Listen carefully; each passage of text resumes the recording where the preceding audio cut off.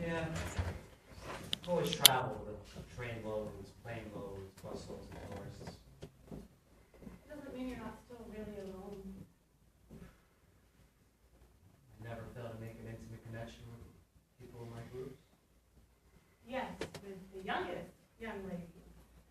And I was on the veranda this afternoon when the latest young lady gave a demonstration of just how lonely those intimate connections have always been. In the cold, inhuman hotel room, Mr. Shannon, after which you despise the young lady almost as much as you despise yourself. Oh no, Mr. Shannon, don't kid yourself that you ever travel with someone. You've always traveled alone, except for your spook, as you call it. Nothing, nobody has ever traveled with you. Thank you for your sympathy, Mr. Jones. You're welcome, Mr. Shannon. Well, now, conversation is over. I think I'll go for a swim. To China? No, not the gym. To the little pool down below. To the little island out there with the sleepwear on it called the Cantina Serena. Why? I'm not a nice drunk, and I was about to ask you a not nice question. Well, ask it. There's no set limit on questions here tonight. No set limit on answers. None that I can think of between you and me, Mr. Shannon. Okay. That will take you up on. Do? Okay. Have you ever, in your life, had any kind of love life? You said that there was no limit on questions. Would you mind repeating the question? Have you never, all your life, all your travels, any experience, any encounter with what Larry the Crackpot Shannon would call a love life? There are worse things than chastity, Mr. Shannon. Yeah, lunacy and death are both a little bit worse, maybe. But chastity, it's not like a beautiful woman or an attractive man who just fall into a movie trap. No, it's not like or an overgrown gopher hole, is it?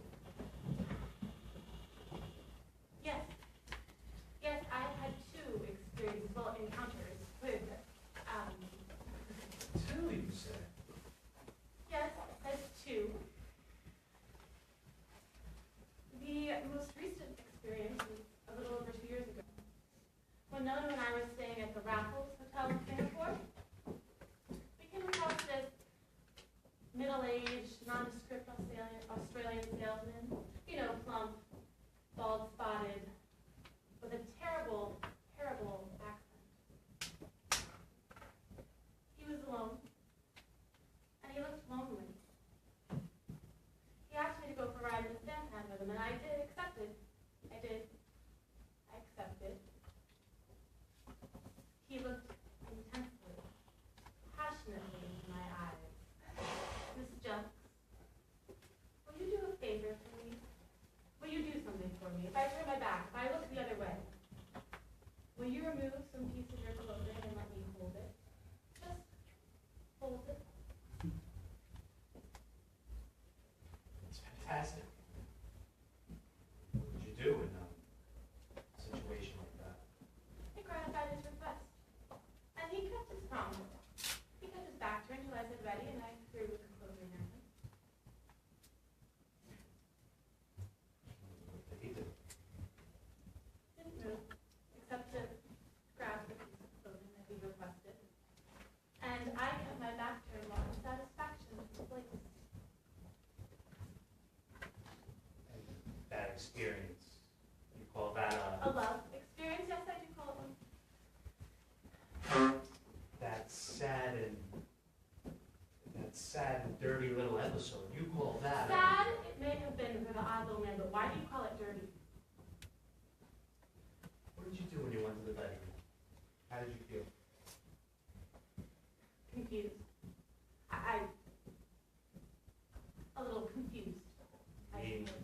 it didn't disgust you? Nothing human disgusts me unless it's kind or violent. And I told you how gentle he was, apologetic, shy, really very well delicate about it. However, I will grant you it was rather on the fantastic level. You were. What am I? Fantastic.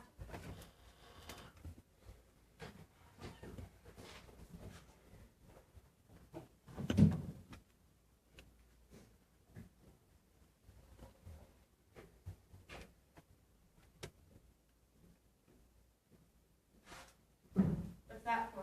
Going to strangle me, Mr. Shannon? Touch. Can't stand it. Save it for the widow. It isn't for me. Yeah, you're right. See, Mrs. Falk. I can do it to her, the inconsolable widow, but you can't do it with you. Spinster's lost, widow's gain, Mr. Shannon. Or widow's loss, spinster's gain, either way. Anyhow, it sounds like some old parlor game in a Virginia or Nantucket Island parlor, but I wonder something. What do you wonder? If we couldn't travel together, just travel, Could we? In your opinion? I don't see why not. I think the impracticality of that idea will appear much clearer to you in the morning, Mr. Shannon. Morning can always be counted on to bring us back to a more realistic level.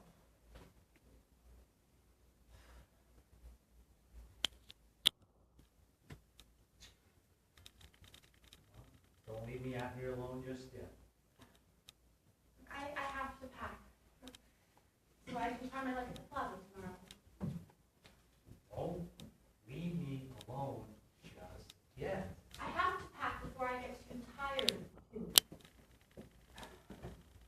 You won't sell a watercolor or sketch in that blazing hot plaza tomorrow. All right?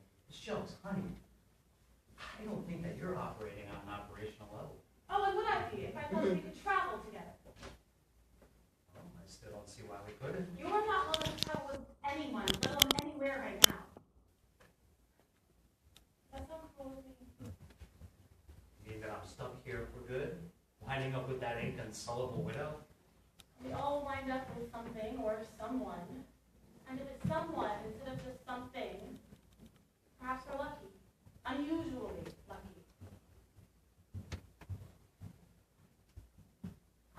Tomorrow, What about tomorrow?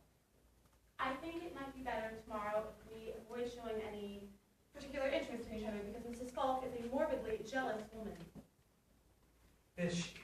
Yes, she seems to have misunderstood our sympathetic interests in each other. So I think it's better if we don't have any more long talks on the veranda. Until she's thoroughly reassured, perhaps we should just say good night and good morning to each other. We don't even have to say that. Well, I will, but you won't have to answer. How about wall tappings between us by way of communication? You know, like convicts in separate cells communicate with each other by tapping on them? How about one tap, I'm here. 2 taps, are you there? 3 taps, yes, I am. 4 taps, good, we're together. You know, here, take this. Take my gold cross and hocket, all right? It's 22 karat gold. Here, take it. What are you... Look, it's a fine amethyst in it. It'll pay your travel expenses back to the States. Go. Mr. Shannon, you're not making any sense at all right now. Well, neither are you. Saying that there's tomorrow, Well, all you're I here was tomorrow. saying was that it doesn't make sense for me to... Mrs. Falk already done it. You're not going to be here tomorrow. Don't you remember that you're not going to be here tomorrow? I've forgotten.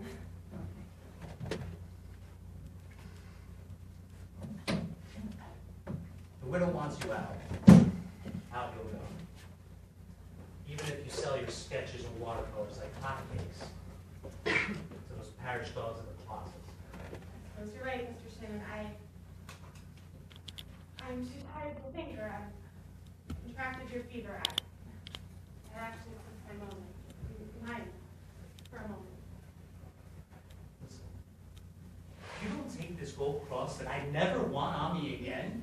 I'm gonna pitch it off the veranda to that Jen, I'll take it. I'll hold it for you. pocket on me. You got it. Well, if I do, I'll mail the pawn ticket to you so you can redeem it. Because you'll want it again when you've gotten over your fever. That isn't your cell. Walk past it. I did. I'm sorry. I've never been this tired in all of my life.